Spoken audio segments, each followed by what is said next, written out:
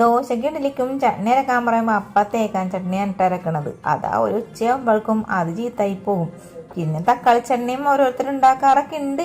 പക്ഷെ ഞാൻ ഉണ്ടാക്കുന്ന തക്കാളി ചട്നിയിൽ ഒരു 3-4 ദിവസം വരെയെങ്കിലും കേടാകാതേക്ക് ഇരിക്കും കേട്ടോ. അപ്പം ഒരു 5-6 തക്കാളി എടുത്തിട്ടുണ്ട്. നമ്മുടെ പെരയിലുള്ള ആൾക്കാരെ എണ്ണ അനുസരിച്ച് തക്കാളിയുടെയും സവാളിൻ്റെയൊക്കെ എണ്ണ ഒക്കെ കൂട്ടിയും കുറച്ചൊക്കെ എടുക്കുക. ഒരു 2 പച്ചമുളക് എടുത്ത് കണ്ടമുണ്ട് അരിഞ്ഞത് മാറ്റി വെച്ചിട്ടുണ്ട്. ഞാനിപ്പോൾ ഒരു 6 തക്കാളി 4 സവാളൊക്കെ ഉള്ളതാണ് ഇടുന്നത്.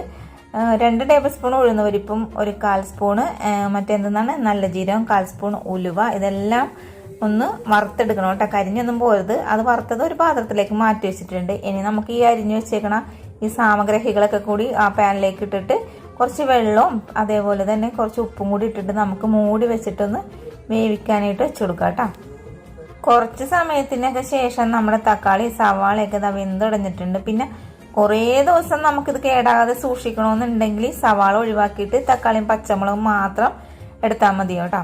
നമുക്കിത് 2-3 ദിവസത്തേക്കാണ്. പിന്നെ പുളിയുള്ള നാടൻ തക്കാളിയൊക്കെ ആണെങ്കിൽ പുളി പിഴിഞ്ഞൊഴിക്കണ്ട. ഇത് പുളിയില്ലാത്ത തക്കാളി ആയതുകൊണ്ട് ഞാൻ ഇച്ചിരി വാളമ്പുളിയുടെ വെള്ളം ഒഴിച്ചിട്ടുണ്ട്.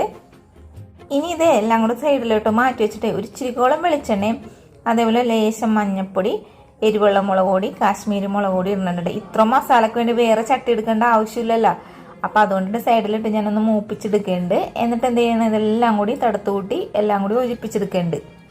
പിന്നെ നമ്മൾ ആദ്യമേ വറുത്ത ശേഷം ഉഴുന്നക്കില്ലേ തരിതരിപ്പോടുകൂടി പൊടിച്ചെടുക്കണം. കുറച്ച് കായപ്പൊടി ഇട്ട് കൊടുത്തിട്ടുണ്ട്.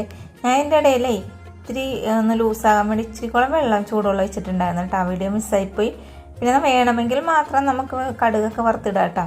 അപ്പോൾ അതേ നമ്മുടെ അടിപൊളി ടേസ്റ്റുള്ള തക്കാളി ചട്നി ഇവിടെ റെഡി ആയിട്ടുണ്ട്. അപ്പോൾ വീഡിയോ ഇഷ്ടപ്പെട്ടാൽ ഉണ്ടാക്കാൻ മറക്കരുത്. അതേപോലെ ചാനൽ സപ്പോർട്ട് ചെയ്യാൻ, ലൈക്ക് ചെയ്യാൻ, ഷെയർ ചെയ്യാനും മറക്കരുത്. Thank you.